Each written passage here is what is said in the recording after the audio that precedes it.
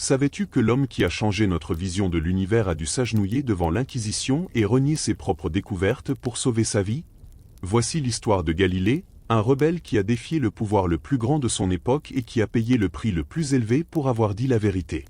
Avant de commencer, installe-toi confortablement et dis-moi d'où tu m'écoutes. Nous étions en 1564 lorsque, dans la ville de Pise, naquit un enfant destiné à ébranler les fondements du savoir humain. Galileo Galilei vint au monde le 15 février, au sein d'une famille de noblesse déchue, où l'argent manquait mais où la rébellion coulait dans les veines. Son père, Vincenzo Galilei, était musicien, mais pas n'importe lequel. C'était un homme qui défiait les normes établies de la musique par des expériences pratiques, remettant en question tout ce que les maîtres anciens tenaient pour acquis. Vincenzo ne se contentait pas de répéter ce que disaient les traités musicaux grecs. Il les mettait à l'épreuve. Il tendait des cordes de luth faites de matériaux différents, les faisait vibrer sous diverses tensions, mesurait les fréquences. Il découvrit que nombre de théories musicales acceptées depuis des siècles étaient tout simplement fausses. Et surtout, il enseigna à son fils que l'autorité des anciens ne valait rien si l'expérimentation la contredisait. Cette attitude rebelle fut le plus grand cadeau que Vincenzo offrit à Galiléo. L'enfant grandit en voyant son père défier Pythagore, Platon, tous les grands noms de la musique antique. S'il pouvait se tromper sur la musique, pourquoi ne pourrait-il pas se tromper sur d'autres choses? La famille Galilei vivait à une époque d'effervescence culturelle. C'était la Renaissance italienne, une période où l'art fleurissait et où les vieilles certitudes médiévales commençaient à vaciller. Léonard de Vinci était mort à peine 45 ans plus tôt. Michel-Ange achevait ses dernières œuvres. C'était un monde qui valorisait la curiosité et le génie individuel. Mais c'était aussi un monde dangereux pour les curieux. L'Inquisition romaine avait été établie en 1542, seulement 22 ans avant la naissance de Galiléo. L'Église catholique, ébranlée par la réforme protestante, était sur la défensive, jalouse de son autorité et prête à punir toute déviation de la doctrine officielle. Les années de formation. Galiléo se révéla être un enfant brillant et précoce. Il apprit le latin, le grec et les arts libéraux. Il jouait du luth comme son père et montrait un talent certain pour le dessin. Mais la famille manquait d'argent, et lorsque vint le moment de décider de son avenir, la pression fut immense. En 1581, à seulement 17 ans, Galiléo entra à l'université de Pise pour étudier la médecine. C'était une décision purement économique. Les médecins gagnaient bien leur vie, et la famille avait besoin que Galiléo exerce une profession lucrative. Il y avait 3 sœurs à doter pour le mariage, et Vincenzo ne pouvait se permettre d'entretenir un fils étudiant la philosophie ou les mathématiques par simple plaisir intellectuel. Mais dès le premier jour, Galiléo détesta la médecine. Ce n'était pas qu'il méprisait l'idée de soigner les malades ou qu'il manquait de capacité pour mémoriser les textes médicaux. Le problème était bien plus profond, il détestait la méthodologie scolastique qui dominait l'université. Les salles de classe de Pise en 1581 n'étaient guère différentes de celles du Moyen Âge 200 ans plus tôt. Les professeurs, vêtus de toges académiques, se tenaient devant les étudiants et lisaient à voix haute les textes d'Aristote, de Galien et d'autres sages antiques. Les étudiants devaient mémoriser et répéter. Personne ne questionnait. Personne n'expérimentait. La vérité avait déjà été révélée par les anciens, le rôle des étudiants se limitait à l'apprendre. Pour un jeune homme avec le sang rebelle de Vincenzo Galilei coulant dans ses veines, c'était une torture insupportable. Pourquoi devait-il accepter que les corps lourds tombent plus vite que les corps légers simplement parce qu'Aristote l'avait affirmé? Pourquoi devait-il croire à la théorie des 4 humeurs uniquement parce que Galien l'avait écrite?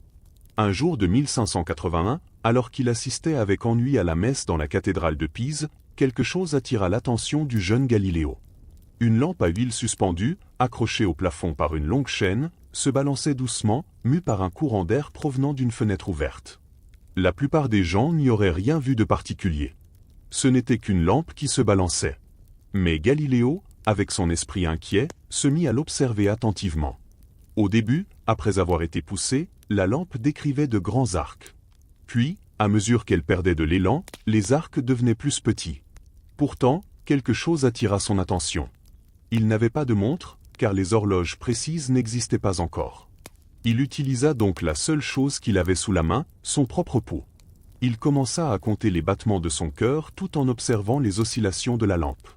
Et il découvrit quelque chose d'extraordinaire. Peu importe que la lampe décrive un grand ou un petit arc, elle mettait exactement le même temps à accomplir chaque oscillation. La période du pendule était constante. Il venait de découvrir la loi de l'isochronisme du pendule, l'un des principes fondamentaux de la physique. Il avait à peine un peu plus de 20 ans et était encore étudiant en médecine. Cette découverte aurait d'immenses implications pratiques des décennies plus tard, lorsque Christian Huygens utiliserait les pendules pour créer les premières horloges véritablement précises. Mais le plus important fut ce que cette découverte représenta pour Galiléo. Il avait observé un phénomène naturel, il avait mesuré, il avait trouvé un schéma mathématique. Il n'avait consulté ni Aristote, ni aucun texte ancien. Il avait utilisé ses propres yeux et son propre raisonnement. Et il venait de découvrir quelque chose de nouveau.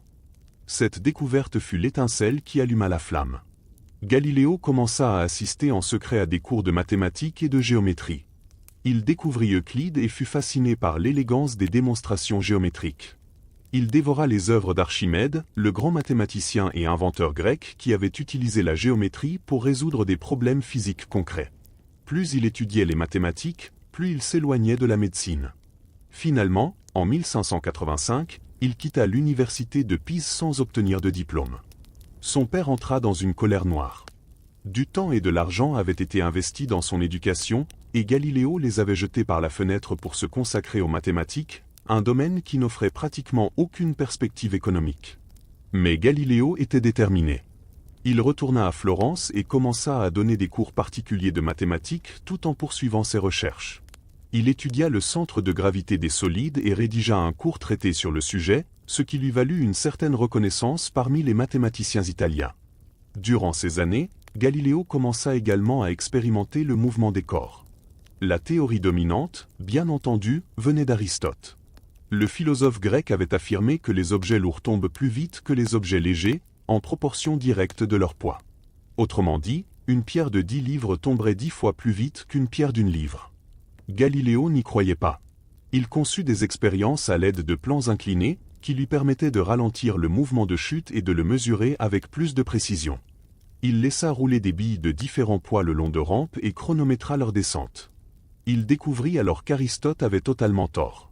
Tous les corps tombent à la même vitesse, indépendamment de leur poids, si l'on élimine la résistance de l'air. La célèbre histoire selon laquelle Galiléo serait monté au sommet de la tour de Pise pour laisser tomber 2 boulets de canon de masse différentes devant une foule de professeurs stupéfaits est probablement une légende. Elle fut racontée pour la première fois par Vincenzo Viviani, un élève de Galiléo, de nombreuses années après la mort de son maître.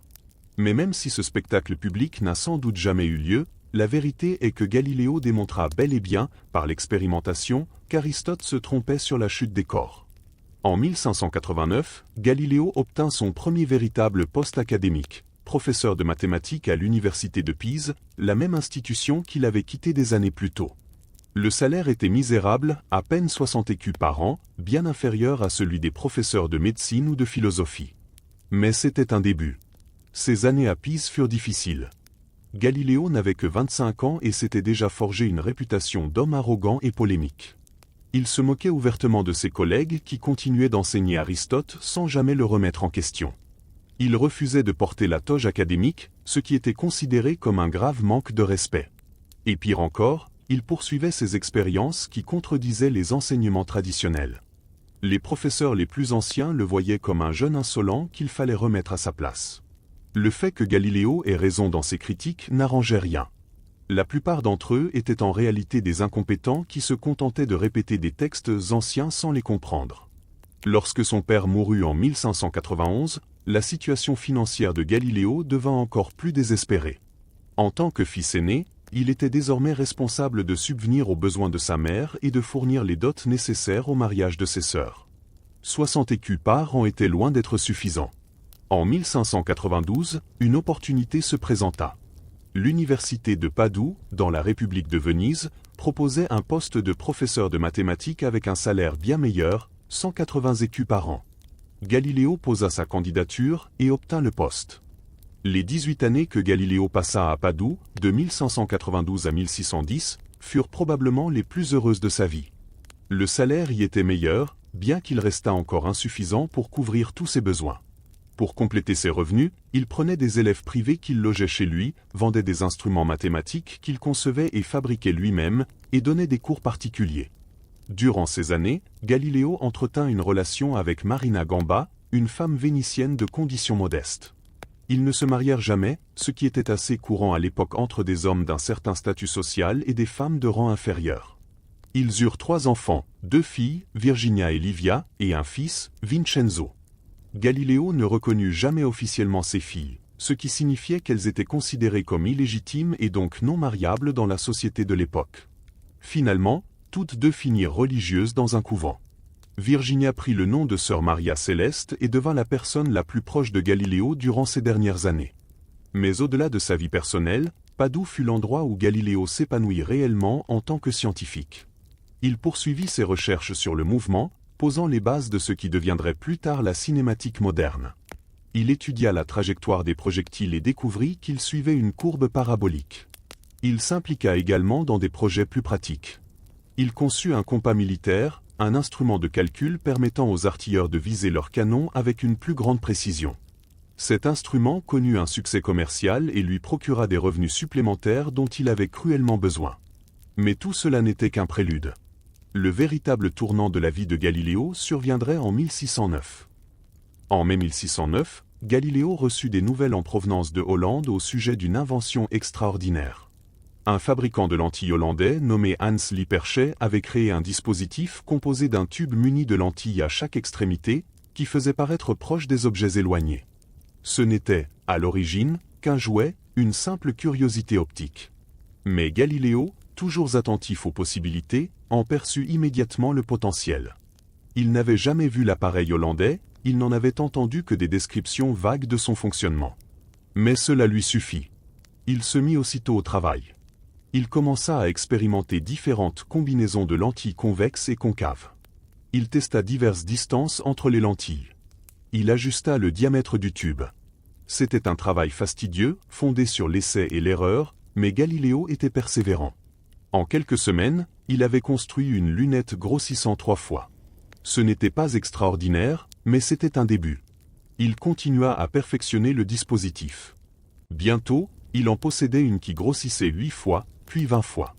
Finalement, il réussit à en fabriquer une capable de grossir jusqu'à 30 fois, bien plus puissante que tout ce qui existait alors en Europe. Galiléo comprit immédiatement la valeur militaire de la lunette. Venise était une puissance maritime, constamment menacée par ses ennemis. Imaginez le pouvoir de voir les navires ennemis des heures avant leur arrivée au port, ou d'observer les fortifications adverses à distance de sécurité.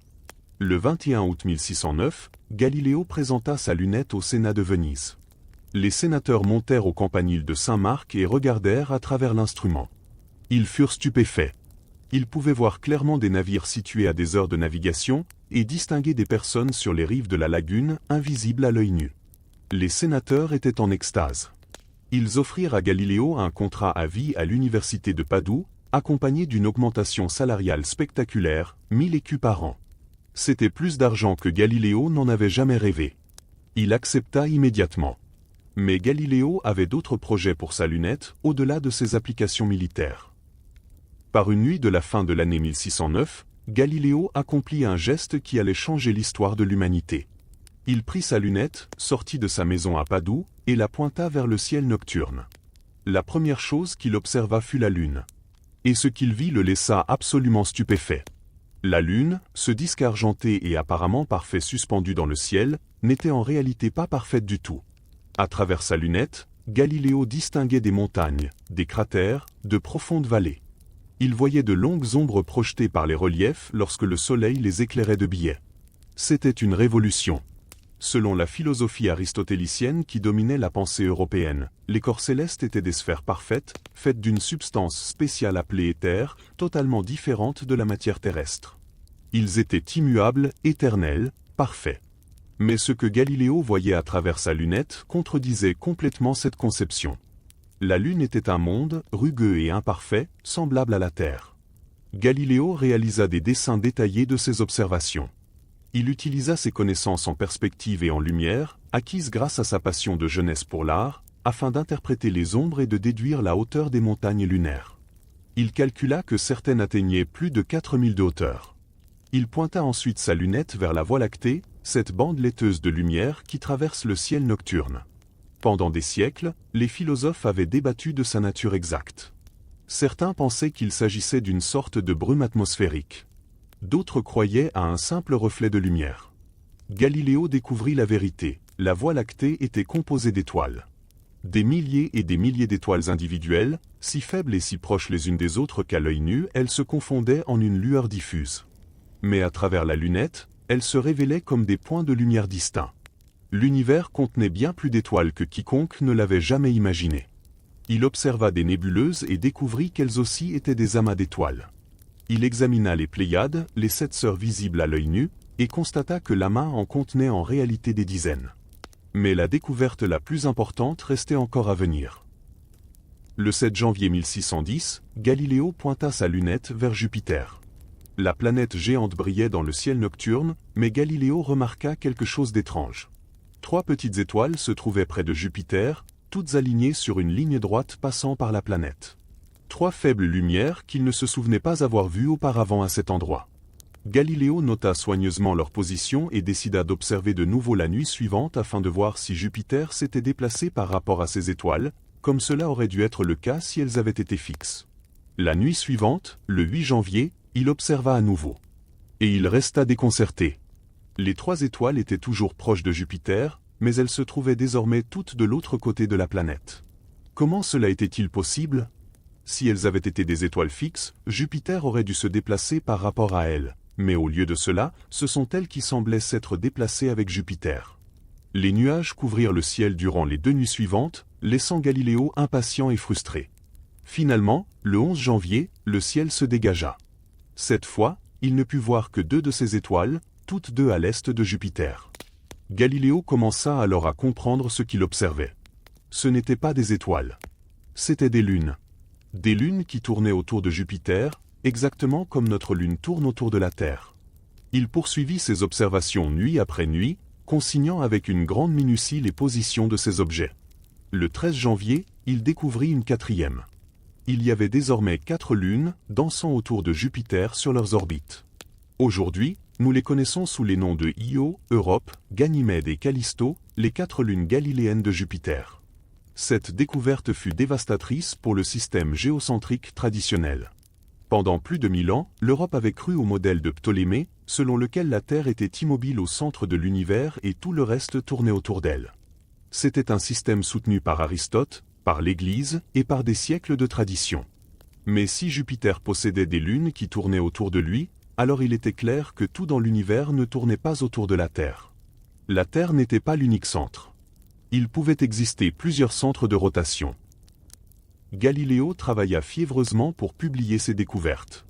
En mars 1610, à peine 2 mois après ses premières observations des lunes de Jupiter, il publia un mince ouvrage intitulé Sidre Nuncius, que l'on peut traduire par le messager sidéral ou le messager des étoiles. Le livre provoqua une sensation immédiate dans toute l'Europe. Galiléo y décrivait ses observations de la Lune, des étoiles de la Voie lactée, et surtout des 4 lunes de Jupiter. Il écrivit l'ouvrage en latin, la langue des savants, afin de s'assurer qu'il puisse être lu par les érudits de tout le continent. La première édition fut épuisée en quelques jours. Les astronomes de toute l'Europe se précipitèrent pour obtenir ou construire leurs propres lunettes afin de vérifier les observations de Galiléo. Certains, comme l'astronome allemand Johannes Kepler, les confirmèrent avec enthousiasme. D'autres, en particulier les professeurs universitaires plus âgés, qui enseignaient le système ptolémaïque depuis des décennies, refusèrent même de regarder à travers la lunette. Il circula des histoires, probablement apocryphes, de professeurs refusant de regarder dans la lunette de Galiléo, affirmant que si Aristote n'avait jamais mentionné les lunes de Jupiter, alors elles ne pouvaient pas exister, et que la lunette devait être un instrument du diable créant des illusions. Galiléo devint une célébrité du jour au lendemain. Il était l'homme qui avait étendu la portée de la vision humaine bien au-delà de tout ce que l'on n'avait jamais imaginé possible. Il avait révélé des secrets du ciel restés cachés depuis le commencement des temps. Dans un geste habile d'autopromotion, Galiléo baptisa les 4 lunes de Jupiter les astres médicéens, en l'honneur de Cosme II de Médicis, grand-duc de Toscane. Ce n'était pas un hommage innocent, mais un geste calculé. Galiléo aspirait à un poste meilleur que celui qu'il occupait à Padoue, et les Médicis comptaient parmi les familles les plus puissantes et les plus riches d'Italie. La stratégie fonctionna. Cosme II de Médicis, flatté d'avoir des corps célestes nommés en son honneur, offrit à Galiléo le poste de mathématicien et philosophe du grand-duc de Toscane. Le titre était impressionnant, le salaire excellent, 1000 écus par an sans obligation d'enseigner, et Galiléo pourrait vivre à Florence, plus proche de sa famille. Galiléo accepta avec enthousiasme, en septembre 1610, quitta Padoue pour toujours. C'était une décision qui allait changer sa vie, et pas forcément pour le mieux. Venise était une république indépendante, jalouse de son autonomie et particulièrement fière de son indépendance vis-à-vis du Vatican. L'Inquisition romaine y avait peu de pouvoir. Venise protégeait ses citoyens de l'ingérence papale. À Padoue, Galiléo avait été relativement en sécurité. Florence était différente. Le grand-duc de Toscane devait entretenir de bonnes relations avec le pape. L'Inquisition avait beaucoup plus de portée en Toscane. Galiléo venait de perdre son bouclier protecteur, même s'il ne s'en rendrait compte que trop tard. Mais en 1610, Galiléo ne pensait pas au danger à venir. Il était trop occupé à faire d'autres découvertes. Il observa Saturne et remarqua quelque chose d'étrange sur les côtés de la planète. Son télescope n'était pas assez puissant pour voir clairement les anneaux, et ils lui apparurent comme des protubérances ou peut-être des lunes très proches et très grandes. Il écrivit sur les oreilles de Saturne, sans se rendre compte qu'il voyait les anneaux de côté. Puis, en septembre 1610, il observa Vénus et fit une découverte qui allait être encore plus dévastatrice pour le géocentrisme que les lunes de Jupiter. Vénus montrait des phases, exactement comme la Lune. Parfois, elle apparaissait sous la forme d'un fin croissant, d'autres fois presque pleine.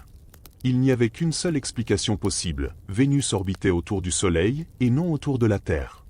Si Vénus tournait autour de la Terre, comme le soutenait le système ptolémaïque, on ne pourrait jamais observer les phases que Galiléo constatait.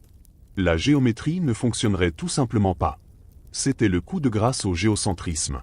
Les lunes de Jupiter avaient prouvé que tout ne tournait pas autour de la Terre. Les phases de Vénus démontraient qu'au moins une planète orbitait définitivement autour du Soleil. Le système géocentrique était mort, même si beaucoup refusaient encore de l'admettre. Nicolas Copernic avait proposé en 1543, l'année de sa mort, que le Soleil se trouvait au centre du système solaire et que la Terre ainsi que les autres planètes tournaient autour de lui. C'était un modèle héliocentrique, plutôt que géocentrique. Mais Copernic l'avait présenté principalement comme un outil mathématique, une façon plus simple de calculer les positions planétaires. Il n'avait pas nécessairement affirmé que c'était la réalité physique. Maintenant, Galiléo disposait de preuves observationnelles que le modèle copernicien était correct. Ce n'était pas seulement un outil mathématique pratique. C'était la manière dont l'univers fonctionnait réellement. Galiléo commença à défendre le copernicanisme de plus en plus ouvertement. Il écrivit des lettres à des amis et collègues, argumentant en faveur du système héliocentrique. Sa personnalité combative ressortit alors. Il ne se contentait pas de présenter des preuves froidement, il se moquait de ceux qui s'accrochaient à l'ancien système. Il les traitait de obtus, aveugles, ignorants. Cela lui valut des ennemis. Et pas des ennemis ordinaires. Les professeurs universitaires que Galiléo avait ridiculisés commencèrent à riposter. Mais ils n'attaquèrent pas directement ses observations, car celles-ci étaient vérifiables par quiconque disposant d'une lunette. À la place, ils attaquèrent les implications théologiques de ses idées. La Bible, soutenait-il, confirmait clairement le géocentrisme. Dans le livre de Josué, Dieu arrête le soleil dans le ciel pour que Josué dispose de plus de lumière pendant la bataille. Le texte dit que Dieu arrêta le soleil, pas la terre. Donc, c'est le soleil qui se déplace normalement, et non la terre. Il y avait d'autres passages également. Le psaume 93 affirme que la terre est fermement établie et ne peut bouger. L'Ecclésiaste dit que le soleil se lève et que le soleil se couche, et se hâte de revenir à l'endroit où il se lève.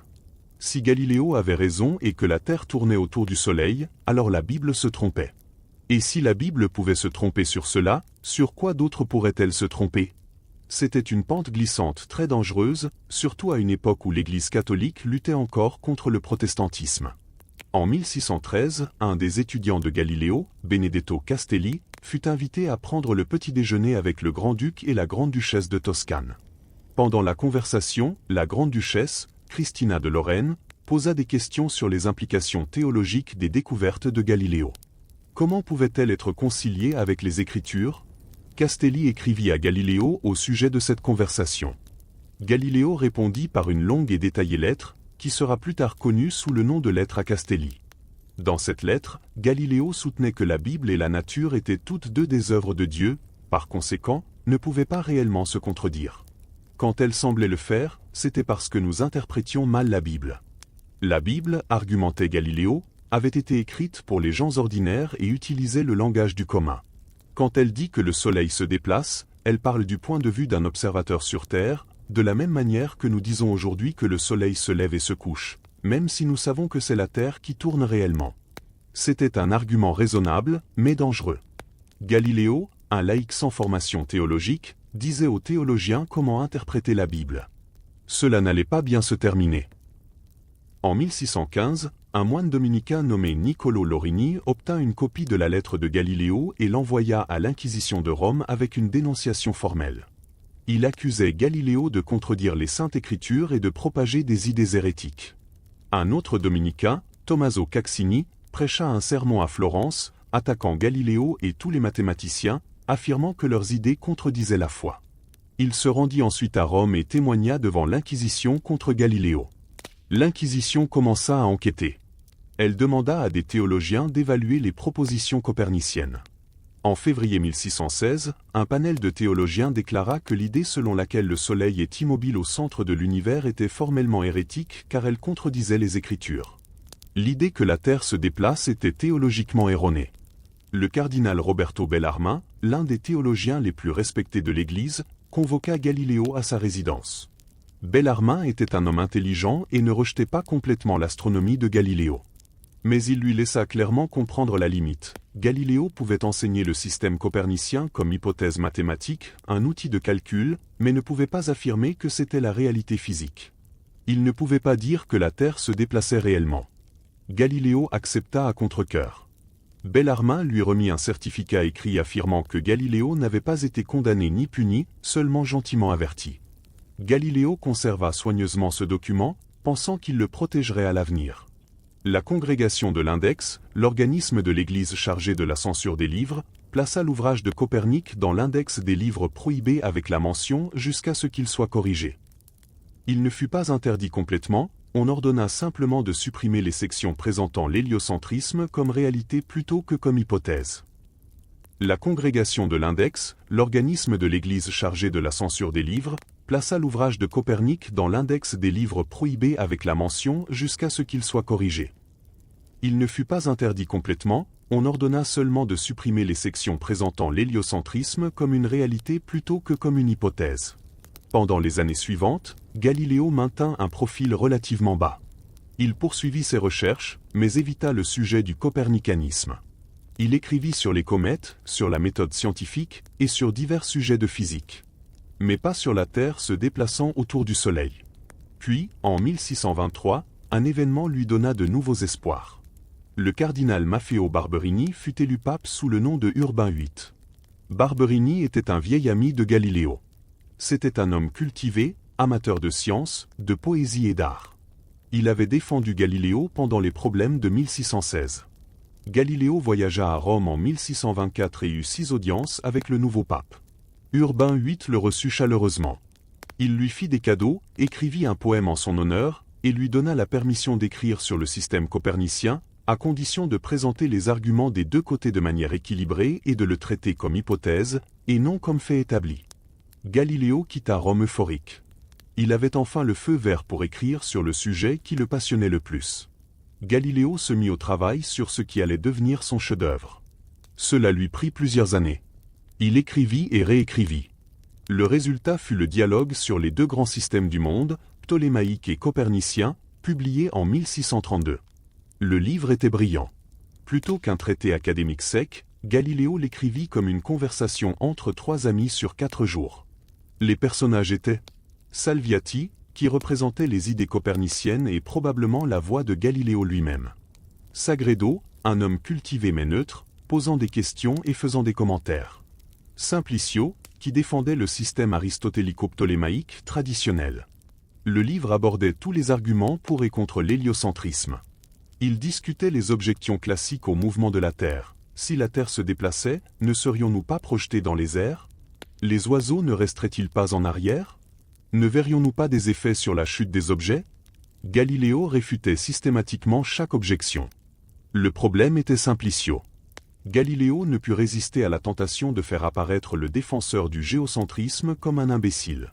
Simplicio était pompeux, lent à comprendre, et s'accrochait constamment aux autorités anciennes plutôt qu'au raisonnement. Son nom même était une moquerie subtile. Simplicio sonnait étrangement comme Simplet. Et Galiléo commet une erreur fatale. Il fit dire à Simplicio un argument préféré personnel du pape Urbain VIII.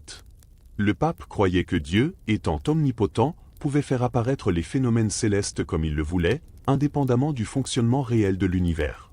Par conséquent, argumentait Urbain, nous ne pourrions jamais être absolument sûrs de la manière dont l'univers fonctionnait uniquement à partir des observations. C'était l'argument favori du pape, sa manière de maintenir humilité scientifique et mystère divin. Et Galiléo le mit dans la bouche du personnage le plus obstiné du livre. Le livre dut passer par la censure ecclésiastique avant de pouvoir être publié. Galiléo avait été astucieux. Il avait obtenu l'imprimature, l'approbation officielle des censeurs à Rome. Lorsque des retards survinrent, il obtint la permission de le faire imprimer à Florence à la place, avec l'approbation du censeur florentin. Le dialogue fut publié en février 1632, en italien et non en latin. Cela était significatif. Galiléo voulait que le grand public éduqué puisse le lire, et pas seulement les académiciens. Il voulait que ses idées atteignent le plus large public possible. Les premières copies se vendirent rapidement. Le livre fut un succès. Les lecteurs furent captivés par le style conversationnel de Galiléo, par ses arguments clairs, et par la façon dont il rendait accessibles des idées astronomiques complexes. Mais à Rome, les choses commençaient à devenir difficiles. Lorsqu'un exemplaire du dialogue parvint entre les mains du pape Urbain VIII, celui-ci commença à le lire. Et plus il lisait, plus il devenait furieux. Il vit son argument favori mis dans la bouche de Simplicio, le personnage présenté comme un idiot pédant. Il se sentit humilié, trahi, ridiculisé publiquement par un homme qu'il avait protégé et favorisé. Les ennemis de Galiléo à Rome, et il en avait beaucoup, attisèrent les flammes. Ils murmurèrent au pape que Galiléo s'était moqué de lui, que le nom Simplicio était une référence voilée au pape lui-même, et que tout le livre constituait une violation de l'accord de 1616. Et ils avaient un autre atout dans leur manche. Ils produisirent un document, prétendument de 1616, qui interdisait à Galiléo d'enseigner, défendre ou discuter du copernicanisme de quelque manière que ce soit. Ce document contredisait le certificat que Bellarmin avait donné à Galiléo, qui ne lui interdisait que de défendre le copernicanisme comme fait établi. Le document était suspect. Il n'avait pas les signatures appropriées. Il ne suivait pas le format légal correct. Beaucoup d'historiens modernes pensent qu'il a été falsifié ou au moins altéré. Mais Bellarmin était mort en 1621 et ne pouvait pas témoigner de ce qui s'était réellement passé. Urbain VIII, se sentant personnellement offensé et sous la pression des ennemis de Galiléo, ordonna que tous les exemplaires du dialogue soient retirés de la circulation. Il interdit la vente du livre et ordonna que Galiléo comparaisse devant l'Inquisition à Rome pour répondre de ses crimes. Lorsque l'ordre arriva à Florence en septembre 1632, Galiléo entra dans la panique. Il avait presque 70 ans. Il était malade, souffrant de hernie, d'arthrite et d'autres maux de la vieillesse. C'était l'hiver, la pire période pour voyager. Le chemin de Florence à Rome était long et difficile. Galiléo supplia pour qu'on lui permette de se défendre par écrit, ou au moins qu'on attende le printemps, lorsque le climat serait meilleur. Il envoya des certificats médicaux de plusieurs médecins attestant qu'il n'était pas en état de voyager. La réponse de Rome fut inflexible, il devait se présenter immédiatement, sous peine d'être arrêté et emmené à Rome enchaîné. Le grand-duc de Toscane, Ferdinando II, Cosme II était mort, fit ce qu'il put pour aider. Il fournit une litière pour que Galiléo n'ait pas à voyager à cheval. Mais il ne pouvait pas, ou ne voulait pas, défier directement le pape pour protéger son mathématicien de la cour. En janvier 1633, Galiléo entreprit le voyage vers Rome. Il mit 23 jours, voyageant lentement et s'arrêtant fréquemment car il était trop malade pour continuer. Finalement, il arriva à Rome le 13 février. Au début, il lui fut permis de séjourner à l'ambassade toscane plutôt que dans les donjons de l'Inquisition, une petite miséricorde. Mais il savait ce qui l'attendait. Le procès formel commença en avril 1633. Galiléo fut interrogé lors de 4 séances différentes. Les inquisiteurs lui posèrent des questions sur le dialogue, sur ses conversations avec Bellarmin en 1616, et sur le fait de savoir s'il avait obéi à l'ordre de ne pas enseigner le copernicanisme. Galiléo tenta d'argumenter que le dialogue réfutait en réalité le copernicanisme, ou du moins présentait les deux côtés de manière équilibrée. C'était un mensonge évident et personne ne le crut. Le livre favorisait clairement le système copernicien. Ensuite, il tenta d'argumenter qu'il n'avait pas violé l'ordre de 1616 parce qu'on ne lui avait averti que de ne pas défendre le copernicanisme comme un fait, et il présenta le certificat de Bellarmin pour le prouver. Mais les inquisiteurs disposaient de leurs propres documents, qui interdisaient prétendument à Galiléo même de discuter du sujet. La situation était désespérée. Galiléo tenta de négocier. Il proposa d'ajouter des chapitres supplémentaires au dialogue pour réfuter le copernicanisme. Les inquisiteurs rejetèrent l'offre. Lors d'une séance, les inquisiteurs menacèrent Galiléo en lui montrant les instruments de torture. Il ne fut pas réellement torturé. L'Inquisition torturait rarement des hommes de l'âge et de la position de Galiléo. Mais la menace était claire, s'il ne coopérait pas, les choses pourraient empirer. Galiléo n'était pas un martyr. Il n'était pas Giordano Bruno, qui avait été brûlé sur le bûcher pour hérésie 33 ans plus tôt. Galiléo voulait vivre. Il avait 70 ans et voulait passer ses dernières années en paix, et non dans un donjon ou sur un bûcher. Le 22 juin 1633, Galiléo fut conduit au couvent dominicain de Santa Maria sopra Minerva à Rome. Là, devant un tribunal de cardinaux inquisiteurs, il s'agenouilla sur le froid sol de pierre. On lui remit un texte à lire. Galiléo, d'une voix tremblante, prononça les mots qu'on lui ordonnait de dire. Il abjura, maudit et détesta ses erreurs et hérésies. Il jura qu'il avait toujours cru, qu'il croyait maintenant et qu'il croirait toujours tout ce que la Sainte Église catholique enseignait. Il déclara avoir été jugé pour soupçon d'hérésie pour avoir soutenu et cru que le soleil était au centre du monde et immobile, et que la terre n'était pas au centre et se mouvait. Il jura que cette doctrine était fausse et contraire aux Saintes Écritures. Il promit que jamais plus, à l'avenir, il ne dirait ni n'affirmerait de vive voix ou par écrit quoi que ce soit pouvant donner lieu à un soupçon similaire. Il jura que s'il connaissait un hérétique ou un suspect d'hérésie, il le dénoncerait à l'Inquisition. La main sur la Bible, Galiléo maudit ses propres découvertes. Il nia ce qu'il savait être vrai. Il qualifia d'hérésie la preuve de ses propres yeux. La légende dit que lorsqu'il se releva, il murmura entre ses dents « Épure si muove », et pourtant elle bouge. Des mots parfaits de défi silencieux, affirmant que même contraint de mentir, la vérité reste la vérité. La terre continuait de tourner, peu importait ce qu'il disait, ou le pape, ou l'Inquisition.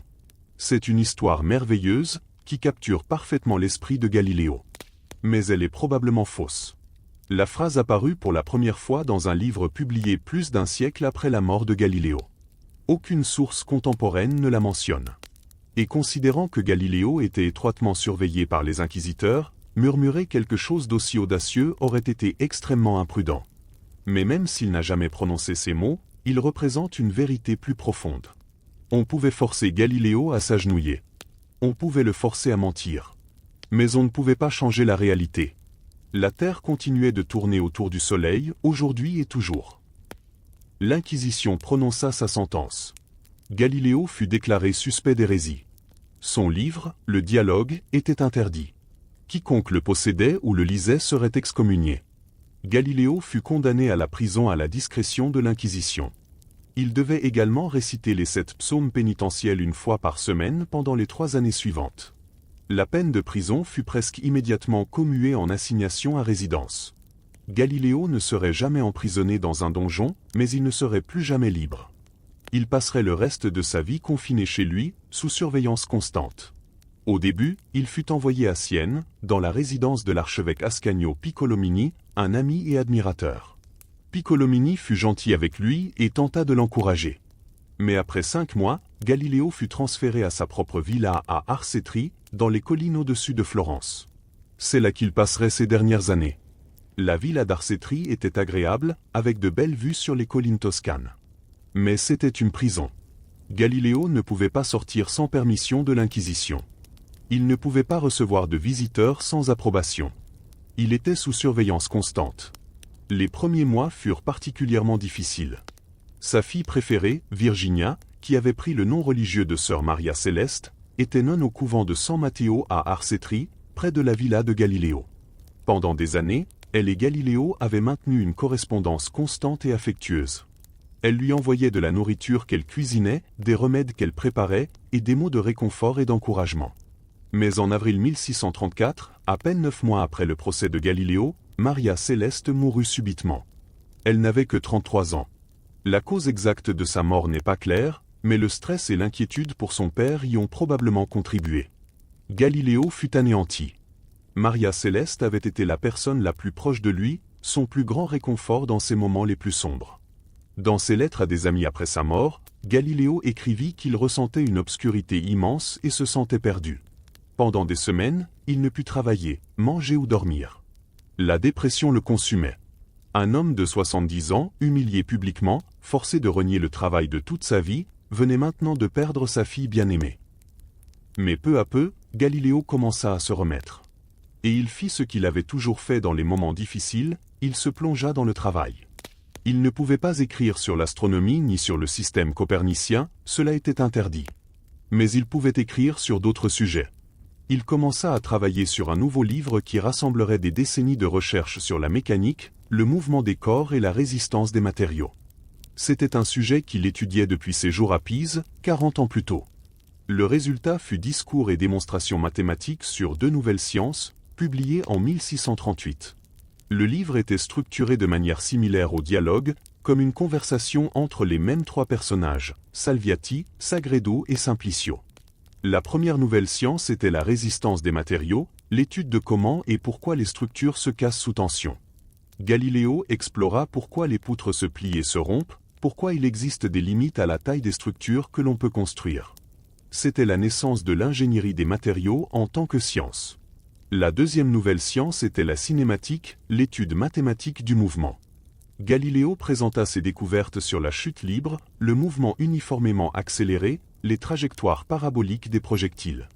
Il établit les lois du mouvement qui serviraient de base sur laquelle Isaac Newton construirait ses propres lois plus complètes.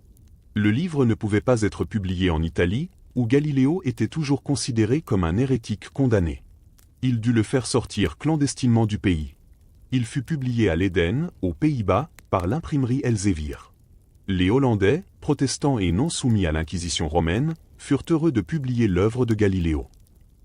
Lorsque le livre fut publié, Galiléo était presque complètement aveugle. Des décennies à observer le soleil et les cieux, d'abord à l'œil nu, puis au travers de télescopes, avaient laissé des traces. Sa vision s'était progressivement détériorée au fil des années. En 1637, il perdit la vue de l'œil droit. En 1638, ce fut au tour de l'œil gauche. Dans une lettre déchirante à un ami, Galiléo écrivit « Ce ciel, ce monde, cet univers, que par mes merveilleuses observations et démonstrations claires j'avais étendu 100 et 1000 fois au-delà de ce que les sages de toutes les époques avaient vu, est maintenant pour moi si diminué et restreint qu'il n'est pas plus grand que l'espace occupé par mon propre corps. » L'homme qui avait étendu la vue humaine jusqu'aux étoiles était maintenant aveugle. L'ironie était cruelle. Mais même aveugle, Galiléo continua de travailler. Il dictait ses pensées à ses étudiants et assistants. Il recevait des visiteurs triés sur le volet, autorisés par l'Inquisition. Parmi eux se trouvait un jeune Anglais nommé John Milton, qui écrirait plus tard Le Paradis perdu et ferait référence à sa visite chez Galiléo dans ce grand poème. Dans ces dernières années, Galiléo fut accompagné par 2 de ses anciens étudiants, Vincenzo Viviani et Evangelista Torricelli.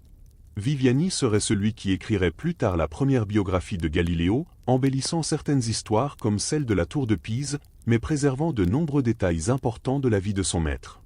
Torricelli était un brillant physicien et mathématicien à part entière. Il inventerait le baromètre quelques années après la mort de Galiléo et apporterait des contributions importantes à la physique. L'unité de pression, le torr, porte son nom. Galiléo continuait de tomber malade. Les hernies le tourmentaient. Il souffrait d'insomnie et de palpitations cardiaques. Mais son esprit restait vif. Même aveugle et malade, il continuait à réfléchir aux problèmes de mécanique et d'astronomie. Au début de 1642, il développa de la fièvre. Sa santé, déjà fragile, se détériora rapidement. Le 8 janvier 1642, Galileo Galilei mourut dans sa villa d'Arcetri, entouré de Viviani, Torricelli et de quelques autres amis. Il avait 77 ans. Galiléo avait exprimé le souhait d'être enterré dans la crypte familiale de la basilique de Santa Croce à Florence, aux côtés de son père et d'autres membres de sa famille. Il voulait un monument approprié, une reconnaissance de sa vie et de son œuvre.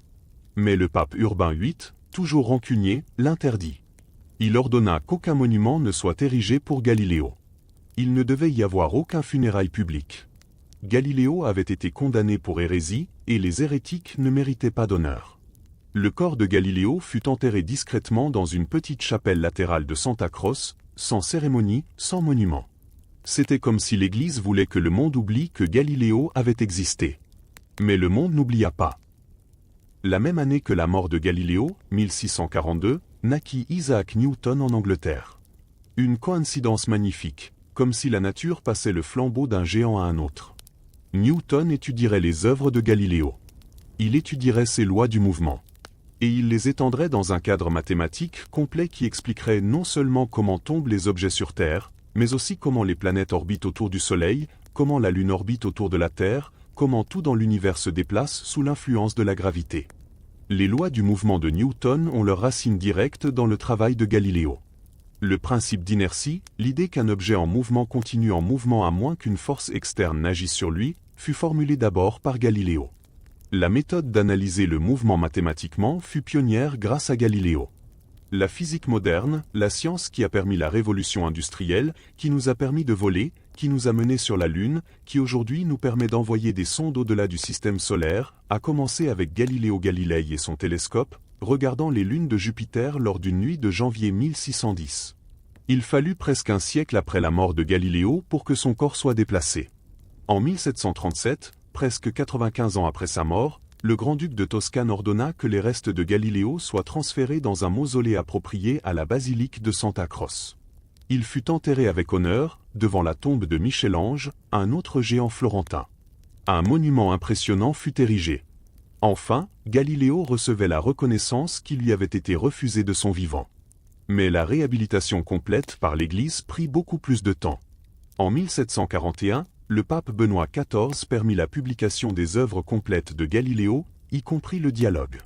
En 1757, l'héliocentrisme fut retiré de l'index des livres interdits, bien que les œuvres spécifiques de Galiléo restèrent interdites jusqu'en 1835.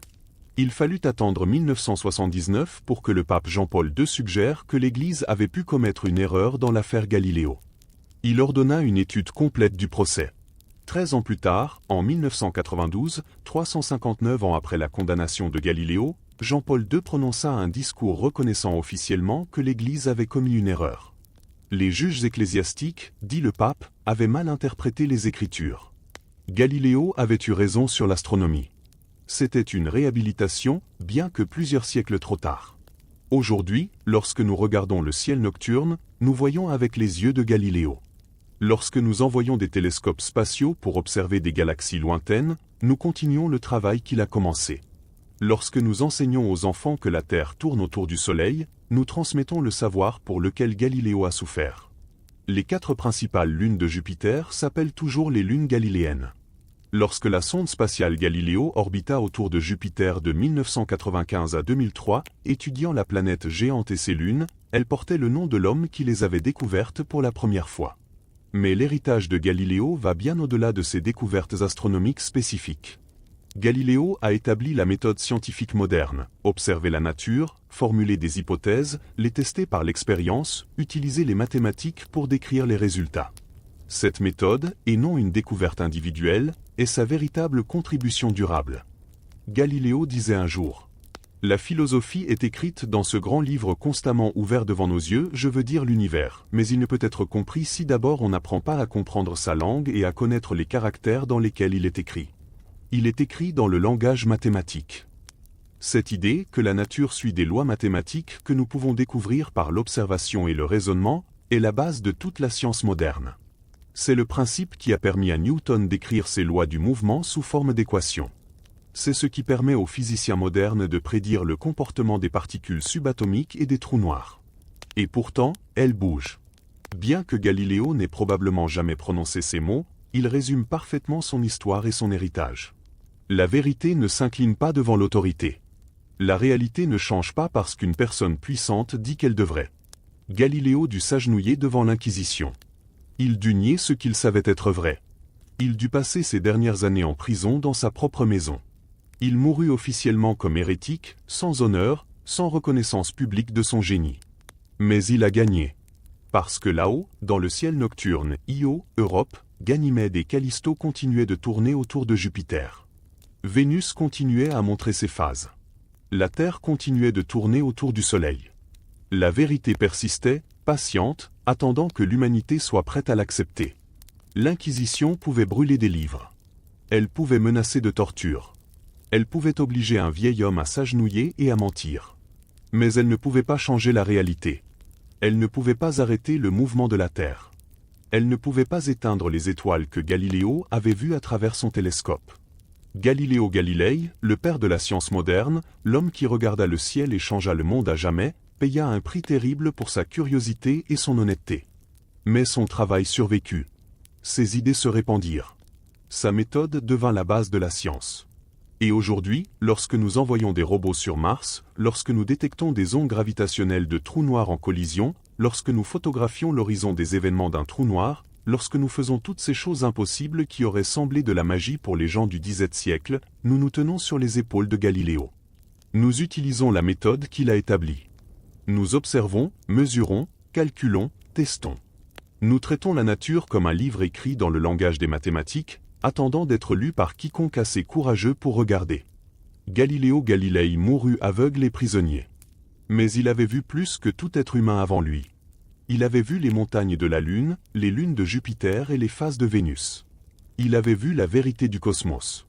Et même si on l'obligea à nier ce qu'il avait vu, on ne pouvait pas le lui enlever. La Terre tourne. Elle l'a toujours fait. Et grâce à Galiléo, nous le savons maintenant.